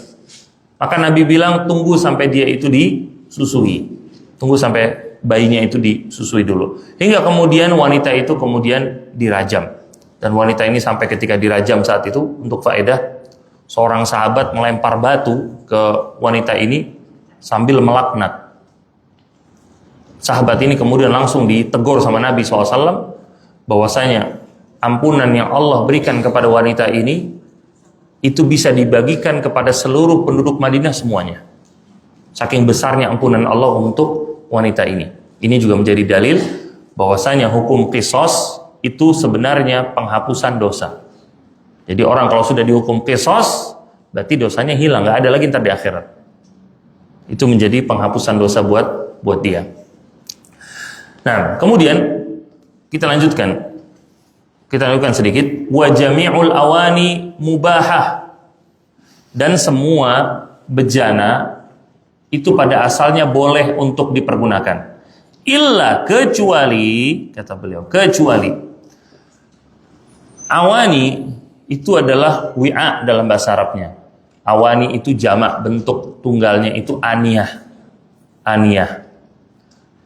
Sinonimnya itu wi'a, bejana, tempat untuk menyimpan sesuatu atau menciduk sesuatu. Bejana itu pada asalnya semuanya boleh untuk digunakan. Kenapa ini dikaitkan dengan bab bersuci? Ada yang tahu? Hah? Tempatnya air, barakallahu fiik. Ini dikaitkan karena bejana itu tempatnya air. Zaman dulu nggak ada keran, ya. Zaman dulu nggak ada keran, jadi air itu diciduk pakai gayung, kayak gayung. Jadi gayung atau bejana itu semuanya pada asalnya semuanya boleh untuk dipergunakan. Makanya Nabi SAW itu pernah menggunakan bejana atau gayung bahasa sekarangnya terbuat dari batu. Jadi batu yang ya pokoknya dibentuk lah itu sampai kemudian bisa dijadikan untuk menciduk air. Makanya boleh juga seorang itu berwudu dengan gayung terbuat dari besi. boleh gayung terbuat dari batu atau gayung terbuat dari kayu. Kalau sekarang itu terbuat dari plastik, itu boleh, nggak ada masalah. Itu nggak ada masalah sama sekali. Karena asalnya dari semuanya itu halal, itu semua. Kecuali, nah Syekh menyebutkan di sini kecuali yang nggak boleh dipakai. Kalau bejananya itu atau gayung tersebut terbuat dari emas atau perak, itu nggak boleh. Emas atau perak. Seluruh orang muslim dan muslimah nggak boleh mempergunakan emas dan perak untuk makan, nggak boleh. Untuk makan, ya makan dan minum sama maksudnya. Makan dan minum nggak boleh pakai emas. Piring nggak boleh emas. Sendok, garpu, gelas nggak boleh terbuat dari emas, nggak boleh. Tapi kalau sekedar perhiasan boleh. Kalau sekedar perhiasan boleh. Dia punya piring dari emas buat perhiasan di rumah misalkan. Ada yang suka ditempel di tembok tuh kan, atau masuk lemari kaca, boleh. Tapi dipakai untuk makan nggak boleh. Dipakai untuk minum itu pun nggak boleh. Untuk yang ibu-ibu boleh sebagai perhiasan emas dan perak itu kalau dikaitkan di badannya dia, boleh. Tapi sekali lagi, kalau jadi alat makan itu nggak boleh, itu nggak boleh. Maka nggak boleh juga digunakan untuk berwudu. Contohnya ada masjid, misalkan dia bikin masjid yang mewah semuanya untuk menghormati orang-orang yang mau sholat dan berwudu, centongnya dibuat dari perak, misalkan. Misalkan, itu nggak boleh sama sekali, itu nggak boleh. Karena hal ini mungkin terjadi. Kita ingat dulu ada katanya kubahnya itu dibuat dari emas katanya. Nah kalau itu kita nggak ada masalah. Yang kita masalahkan diciduk itu menggunakan bejana dari emas atau perak. Lalu yang kedua, kecuali kata beliau, wa ma fihi syai'un minha, termasuk yang nggak boleh juga bejana atau gayung yang ada hiasan terbuat dari emasnya, itu juga nggak boleh. Ini termasuk digunakan untuk makan. Kadang bahannya dari kaca atau dari plastik piringnya. Cuma ada hiasannya di situ, pakai ada emasnya. Dan emas di sini itu emas memang logam mulia. Memang logam murni emas, bukan warna emas. Warna emas boleh. Warna emas itu boleh, nggak ada masalah. Laki-laki nggak boleh pakai gelang emas atau jam tangan emas, nggak boleh. Tapi warnanya warna emas boleh, nggak ada masalah. Warnanya warna emas itu nggak boleh. Jadi tadi juga kalau bejana atau gayungnya itu atau piringnya itu ada hiasannya terbuat dari emas, itu nggak boleh digunakan buat makan, buat minum, buat wudhu pun nggak boleh, buat menciduk itu nggak boleh. Illal yasir minal fiddah, kecuali kata beliau ada pengecualian lagi dalam masa ini. Kecuali ada sedikit bagian dari perak yang gunanya untuk menambal. Jadi ini kebiasaan orang dulu, zaman sekarang tuh kayaknya nggak ada. Jadi zaman dulu kadang piring itu bisa pecah, piring dari kayu itu kadang bisa pecah atau patah gitu loh. Nah, untuk digabungkan lagi itu kan butuh untuk ditambal. Nah, ini bayangkan 1400 tahun yang lalu ya. Kalau zaman sekarang bisa disolder kan. Nah, kalau zaman dulu kan enggak. Nah, zaman dulu itu bagaimana cara gabunginnya? Cara gabunginnya itu dengan perak yang dilebur. Perak yang dilebur buat jadi lem istilahnya gitu loh. Zaman dulu nggak ada lem. Nah itu dipakai buat lem. Jadi supaya yang patah itu bisa nyambung lagi. Itu maksudnya. Yang pecah bisa disatuin lagi. Nah kalau berarti kan perak yang digunakan sedikit. Perak digunakan sedikit. Dan gunanya perak itu juga bukan sebagai hiasan kan. Gunanya untuk menambal, menempel. Nah itu boleh. Nah ini juga pernah digunakan sama Nabi SAW. Kemudian Nabi SAW mengatakan, la tashabu fi aniyati dhahabi wal fiddah. Jangan kalian itu minum dengan bejana terbuat dari emas atau perak. Wala ta'kulu fi sihafiha. Jangan kalian makan di piring-piringnya. Fa innaha lahum fid dunya wa lakum fil akhirah. Karena itu semua bagi orang-orang kafir di dunia dan bagi kalian nanti di akhirat. Itu piring dan juga gelas dari emas. Nah, kemudian di sini ada sebuah poin juga. Di sini ada sebuah poin juga. Sebelum kita tutup yang terakhir, karena masih berkaitan tentang masalah bejana sekalian, yaitu hukum seorang itu mempergunakan atau makan dengan bejana punyanya orang kafir. Punya orang kafir. Maksudnya kita dikasih makan punya tetangga orang kafir, dia habis masak, mau ngasih kita, dikasih sama piring-piringnya, sama mangkok-mangkoknya kadang dikasih, sama sendoknya, sama garpunya atau tekonya segala macam lah dikasih ke kita. Boleh apa enggak untuk kita mempergunakannya, makan dengan piring tersebut? Secara asalnya, kalau di situ tidak ada najisnya, nggak ada kotorannya, maka boleh untuk makan dengan piring tersebut. Boleh, nggak ada masalah. Bahkan Nabi SAW makanya, beliau pernah berwudu dengan muzadati musyrikah. Beliau pernah wudu dengan muzadah. Muzadah itu tempat penyimpanan air punyanya seorang wanita musyrikah. Jadi kalau orang zaman dulu itu kan, kalau orang sekarang tumbler, ya kan, dibawa kemana-mana. Kalau dulu itu ya dia bikin tempat untuk menyimpan air. Tapi ini tempat penyimpanan air ini punya orang kafir gitu loh. Bukan punya orang muslim. Nggak tahu apa yang dimasukin ke dalamnya. Kan itu yang jadi keraguan-raguan kita kan. Kalau piring mungkin makan babi misalkan di situ. Kalau gelas misalkan dipakai buat khomer misalkan di situ. Nah tapi ternyata Nabi SAW pernah mempergunakannya untuk berwudu. Kenapa? Karena Nabi yakin di dalamnya itu air biasa bukan khomer. Jadi selama kita lihat secara zohirnya aman untuk digunakan. Jadi semua itu dihukumi secara zohir. Jangan dihukumi sama kayaknya. Itu ragu-ragu, jangan. Ini nih kayaknya, ini perasaan ini, nah, jangan. Tapi hukumi secara yakin. Kita lihat di situ, oh ini air dan ini bersih, boleh. Kita pakai dari tempat penyimpanan airnya dia. Begitu juga piring, dikasih sama dia makan, dibikinin nasi goreng. Ini nasi goreng apa? Nasi goreng ayam. Nggak dicampur macam-macam kan? Nggak mirin, nggak angsiu, nggak segala macam. Enggak, aman kok. Saya udah tahu kamu itu muslim. Makanya saya nggak bakal campurin gitu. Nasi piring, nasi goreng. Boleh nggak dimakan? Boleh. Nabi SAW beberapa kali itu dikasih makanan sama orang-orang kafir. Di antaranya Nabi pernah dikasih sama seorang wanita Yahudi, dikasih makan roti. Nabi pernah dikasih roti terbuat dari gandum, dikasih di atas piringnya orang Yahudi. Dimakan sama Nabi.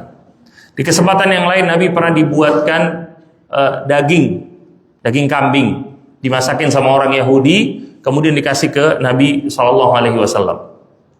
Kemudian ternyata daging itu diracun sama orang Yahudi ini. Daging ini ternyata diracun. Nah ini masalahnya ada di racunnya, bukan di piringnya. Nabi tetap makan. Makanya para sahabat yang lain pun makan. Diceritakan 22 sahabat meninggal gara-gara makan daging tersebut. Nabi SAW sempat makan, kemudian mendapatkan mukjizat dari Allah, dagingnya itu ngomong kalau dia itu sudah diracun. Maka Nabi berhenti, nggak mau makan lagi. Di situ Aisyah cerita, Nabi SAW ketika sebelum meninggal, beliau masih sering mengeluhkan sakit dari racun yang dulu diberikan sama orang Yahudi tersebut. Makanya ada perkataan atau pendapat segelintir para ulama, kecil banget gitu loh, mengatakan bahwasanya Nabi itu meninggalnya diracun sama orang Yahudi. Walaupun ini pendapat yang lemah dan nggak bisa diterima. Bukan karena itu Nabi SAW wafat. Yang intinya, bolehnya seorang untuk makan dari piringnya orang kafir. Kalau tadi kita ragu-ragu, maka Nabi itu pasti lebih pantas untuk ragu-ragu. Nabi juga tahu itu piring orang kafir, pasti digunakan untuk ya makannya mereka, mungkin ada yang haram. Nabi juga tahu.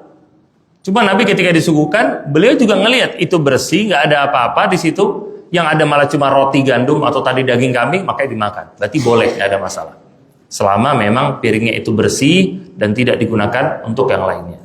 Nah, tapi rasa cukup sampai di sini. Semoga bermanfaat bagi kita semua. Insya Allah akan kita lanjutkan di pertemuan yang berikutnya. Sebelum kita tutup, kalau ada pertanyaan, Anda persilahkan. Tafadhol. Ada 2 pertanyaan sudah masuk ke kami ini.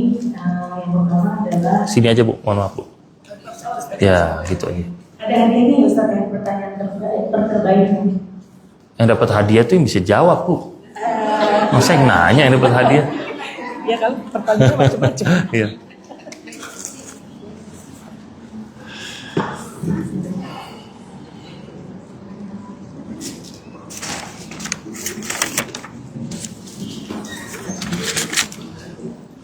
Assalamualaikum Ustaz, izin bertanya, apakah dibolehkan habis wudhu kita lap dengan handuk biar lebih nyaman? Boleh, nggak ada masalah. Nggak ada masalah, Anda tidak pernah temukan adanya larangan dalam masalah itu, Anda belum pernah menemukan. Tapi sebagian ulama itu mengatakan untuk hendaknya jangan dihapus, jangan dilap. Karena dalam hadis yang lain Nabi menyebutkan bahwasanya seorang muslim atau muslimah itu akan dibangkitkan di hari kiamat dalam kondisi ghurran muhajjalin. Ghurran muhajjalin itu dalam kondisi keningnya dan juga tangan serta kakinya itu bercahaya. Min atharil wudu, dari bekas wudunya dia. Ini sebagian ulama makanya mengatakan untuk jangan dilap. Begitu pula adanya keutamaan ketika ruku, lalu adanya air yang menetes dari rambutnya dia, dari bekas wudunya. Itu bisa menghapuskan dosanya. Tetapi tidak ada masalah kalau mau dilap.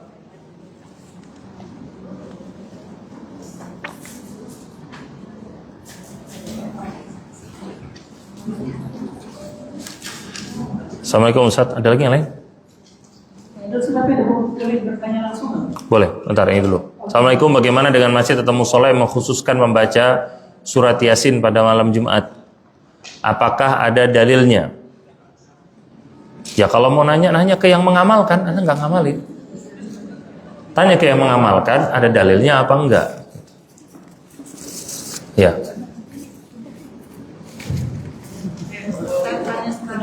Ya, silakan.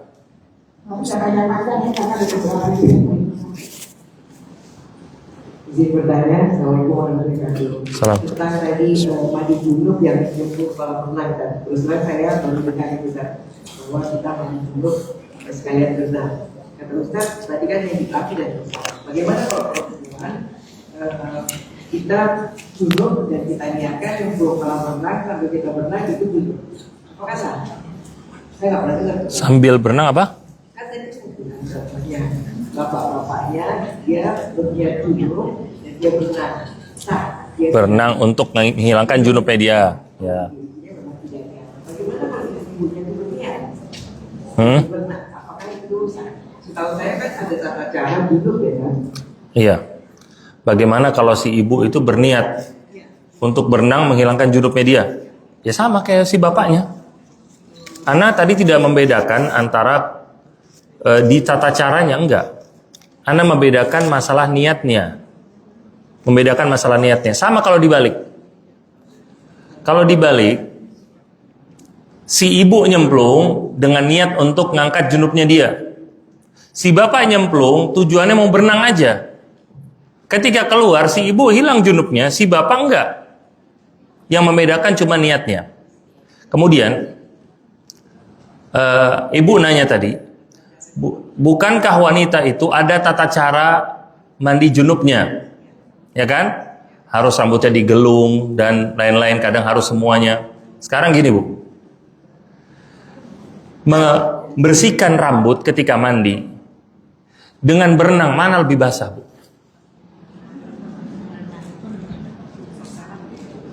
Berenang itu sudah basah semuanya. Dan basah itu suci. Dan basah itu karena dia sudah terbersihkan semuanya, sudah terbasuh dengan air semuanya, itu sudah masuk kategori suci. Makanya kata para ulama, mandi wajib itu ada dua cara. Yang pertama, mandi yang juz'i, yang sebagian. Yang kedua adalah mandi yang sempurna. Mandi yang juz'i, yang sebagian, itu ketika orang nyemplung langsung berenang, semuanya membasahkan badan semuanya. Atau dia contohnya nyalain shower, badannya dibasahin semua sama dia pakai air. Itu sah. Itu menghilangkan junubnya dia. Tapi itu tata cara mandi yang juz'i, yang sebagian. Yang pahalanya tidak sesempurna kalau seorang itu mandinya dalam cara yang kamil, tata cara yang kedua. Kalau yang tata cara yang kedua, dia itu kan wudhu dulu. Ya kan? Dia wudhu dulu, kemudian bersihkan sebelah kanan dulu, bersihkan sebelah kiri dulu, membersihkan kemaluannya, rambutnya lagi. Nah, ini tata cara yang paling sempurna, pahalanya lebih besar. Tapi kedua tata cara ini, dua-duanya bisa menghilangkan junub. Ya. Lagi, Bu? Assalamualaikum warahmatullahi wabarakatuh. Salam. Ustaz, di poin ke-13, Ustaz, yang Mana yang nanya ya? yang pertanyaan di sebelah sini. Oh iya. Di poin ke-13, Ustaz, dalam mengenai keraguan-keraguan tentang seorang laki-laki yang dia merasa buang angin atau tidak. Apa Ustaz, jika wanita itu kan kadang-kadang suka gini, Ustaz, ada keluar dari bagian depan kita. Apakah itu termasuk dari membatalkan wudu atau tidak itu? Wa jazakallahu khair. Nah, barakallahu fiik. Ya, keluarnya angin dari bagian kemaluan wanita. Ini namanya queefing, ya. Sebagian wanita itu mengalaminya, sebagian lagi enggak. Dan para ulama itu mereka berselisih memang kalau masalah queefing ini, apakah queefing itu membatalkan wudu atau tidak. Wallahu alam, ana lebih memilih kalau queefing itu membatalkan wudu. Karena membatalkan wudu itu segala sesuatu yang keluar dari dua jalur, dari depan atau dari belakang. Dan queefing itu dari depan. Maka wallahu alam itu pun termasuk yang membatalkan, dan itu pendapat yang lebih selamat, ya.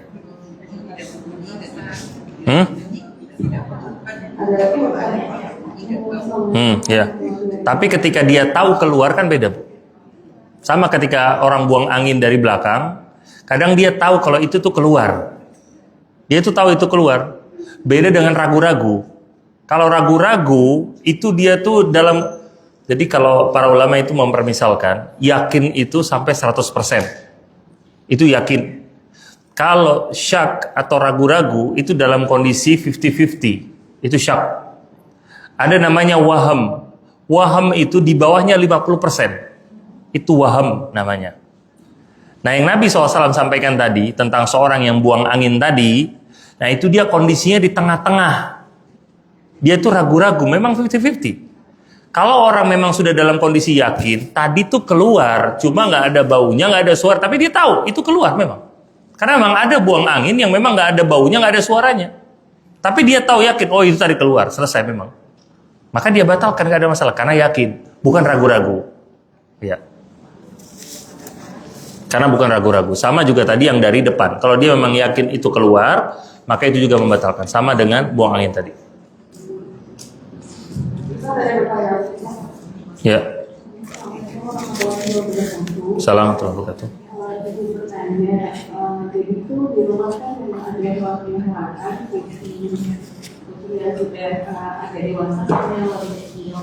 Nah itu kan sebenarnya memang keadaan itu di luar rumah, tapi terkadang itu suka dibawa masuk gitu untuk mandi di dalam rumah.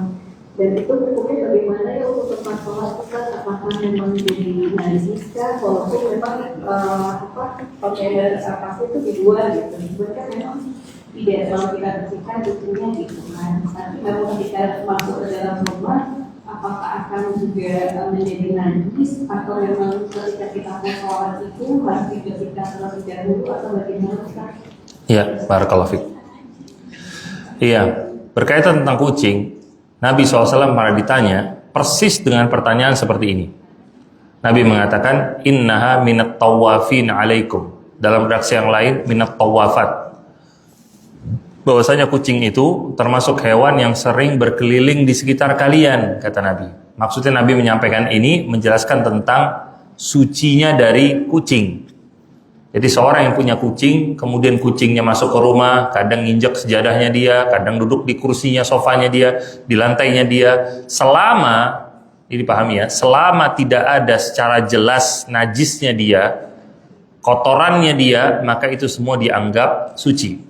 Ingat tadi ya, al-yakin la yuzalu bisyak. Yang yakin tidak bisa dihilangkan dengan keraguan. Yang yakin itu kan tidak ada kotoran kucing. Kalau cuma kayaknya tuh dia kan sering injek, nanti masuk ke rumah ada kotoran kayaknya itu ragu-ragu namanya. Yang yakin tuh yang kita lihat depan mata. Ketika kita mau sholat, walaupun itu pernah diinjak sama kucing, kita lihat depan tempat sholat sejadah kita. Ada kotoran apa di situ? Nggak ada. Nggak ada sama sekali, berarti yakin tetap dalam kondisi seperti itu. Makanya kucing itu suci. Mau badannya suci, liurnya pun suci, itu suci. Ana dulu pernah punya kucing. Itu kucingnya suka kalau sholat nempel sama Ana, secara khusus kalau lagi tasyahud. Kalau nggak tasyahud nggak nempel. Kalau kita tasyahud Ana begini, dia ingin kepalanya di jari Ana gitu loh. Kadang dijilat, kadang diapain. Cuma tasyahud, nggak tasyahud pergi lagi dia. Lagi tasyahud datang lagi dia seperti itu. Itu suci, nggak ada masalah. Air liur kucing itu suci. Dan ini bahkan pernah dalam sebuah hadis seorang sahabat itu minum dari bejana yang pernah diminum sama kucing. Dia minum dari air tersebut, menjelaskan tentang sucinya air tersebut. Nah, ini berkaitan dengan pertanyaan ini. Ini nggak tahu dari ibu juga apa bukan? Beda. Kalau mengelus anjing, pas kan? Tidak kena liurnya langsung, itu bagaimana bersihinnya? Ini berkaitan dengan anjing. Para ulama menjelaskan, diantaranya juga Lajnah Daimah dan juga Syekh bin Baz, mereka menjelaskan, para ulama yang lain, dan bahkan Imam Syafi'i jauh dari sebelumnya juga menjelaskan, mereka berselisih. Mereka mengatakan kalau itu air liur, air liur anjing itu sepakat najis. Nabi mengatakan idza walagal kalbu fi ina'i ahadikum, kalau anjing itu dia itu menjilat bejana kalian, maka Nabi perintahkan untuk dicuci 7 kali, salah satunya dengan tanah, ya. Itu air liur sepakat. Tapi kalau bagian badannya yang lain, itu dilihat kondisinya. Dan ini diantara mazhab Syafi'i menjelaskan, kalau kondisi bulu dari anjingnya itu kering, dan badan kita pun kering, tangan kita kering pas mau megang, itu nggak ada kewajiban apapun. Nggak ada kewajiban apapun. Maksudnya apa? Dia nggak perlu wudhu, dia nggak perlu apa, nggak perlu. Karena kering sama kering itu bukan najis. Tidak ada perpindahan najis. Tapi kalau misalkan salah satunya itu basah, entah tangan dia basah megang anjing itu, atau ternyata anjingnya pas dipegang badannya basah, maka hukumnya sama dengan hukum dia itu dijilat sama anjing tadi, terkena air liur anjing, hukumnya sama. Dia megang pakai tangannya, megang badannya anjing, atau ngusap kepalanya atau badan yang lain, ternyata basah badannya. Apa kewajiban dia? Cuci tangannya 7 kali, salah satunya dengan tanah, atau dengan apapun yang bisa menggantikan tanah, diantaranya sabun, itu boleh, ya. Jadi bisa dipahami bedanya ya. Kalau air liur sepakat, itu najis. Tapi kalau badan kering sama kering, itu bukan najis. Tapi kalau salah satunya basah, tersentuh, berarti harus dicuci 7 kali, salah satunya dengan tanah, sama dengan air liur tadi. Nah, kadang ini juga ada yang bertanya, kalau begitu boleh miara anjing, Ustaz? Beda urusannya. Oh, boleh ngelus anjing, berarti boleh miara anjing. Beda urusannya. Beda. Nabi SAW memperbolehkan mengurus anjing atau memelihara anjing cuma dalam 3 kondisi. Yang pertama kata Nabi adalah untuk berburu. Yang kedua untuk menjaga ladang. Yang ketiga adalah untuk menjaga ternak.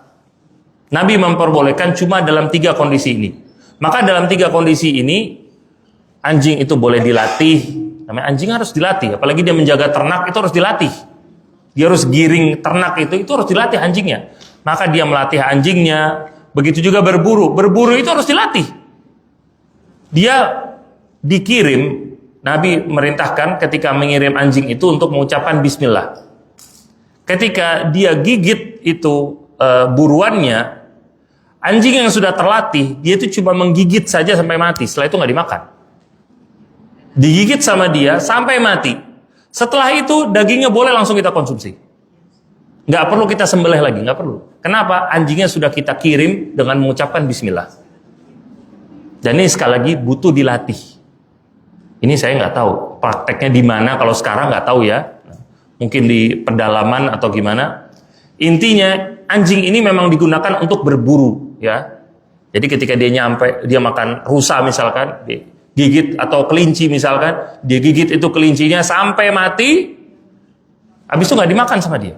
Karena sudah dilatih dia, nggak boleh dimakan, dimatiin aja. Setelah itu diambil sama pemiliknya, langsung dikulitin sama dia, dimasak apa segala macam. Sebagian mungkin dikasih ke anjingnya, itu boleh, nggak ada masalah. Itu nggak ada masalah, tanpa bismillah. Kenapa? Karena anjingnya dikirim sudah dengan mengucapkan bismillah. Sama dengan orang memanah. Manah juga dengan mengucapkan bismillah. Kalau orang memanah, mengucapkan bismillah, dia kan matinya nggak disembelih. Matinya karena panahnya ya kan. Tapi dia sudah mengucapkan bismillah dengan panahnya tersebut. Orang panah kan nggak mungkin dipasin di leher, gimana caranya? Itu makanya bedanya. Kemudian juga tadi untuk hirosah. Anjing untuk memelihara ladang. Untuk memelihara ladang. Punya kebun misalkan, kebun sawit, kebun apalah, tempatnya luas, itu ada anjing yang jaga di situ. Atau anak punya saudara itu punya bisnis walet di Majalengka itu anak pernah datang waktu itu, rumahnya besar, itu dekat alun-alun, itu nggak ada yang tinggal, itu yang tinggal cuma burung walet. Itu yang tinggal cuma burung walet sama anjing. Anak pas datang, karena anak mau lihat, penasaran anak cuma berhenti depan pagar. Itu anjingnya 2 langsung berdiri, gede banget kayak kambing. Gede banget, kupingnya langsung begitu, gede banget itu. Tujuannya untuk menjaga itu aja. Nggak ada yang tinggal di rumah itu. Nah itu diperbolehkan. Tapi kalau digunakan untuk selain 3 hal itu, kata Nabi SAW, setiap hari dosanya bakal berkurang 2 qirot, kata Nabi. Dosanya bakal bertambah 2 qirot. 2 qirot, 1 qirot itu sebesar gunung Uhud. Kalau 2, berarti 2 gunung Uhud. Setiap hari bertambah dosanya dia. Gara-gara melihara anjing. Cuma dengan tujuan apa? Cuma pengen punya pet di rumah, peliharaan di rumah. Nah itu nggak boleh. Yang boleh itu kucing. Kalau kucing, yang lain itu diperbolehkan. Burung misalkan, itu diperbolehkan. Iya. Ya, silakan.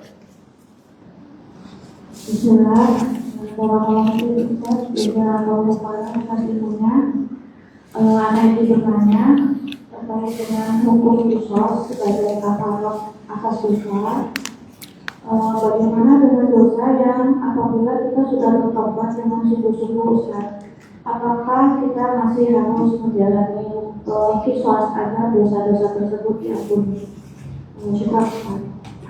Nah, barakallahu fiik.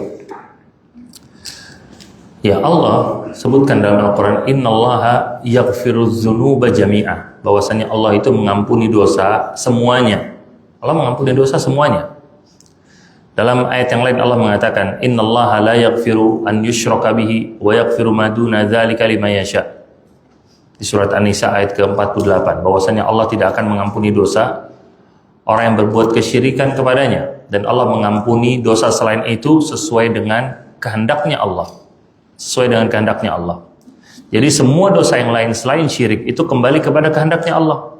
Mau itu dosa riba, mau itu dosa zina, mau itu dosa yang lainnya, itu kembali kepada kehendak Allah. Kalau Allah inginkan bakal Allah ampuni, kalau Allah tidak inginkan maka orang itu bakal diazab karena dosanya tersebut.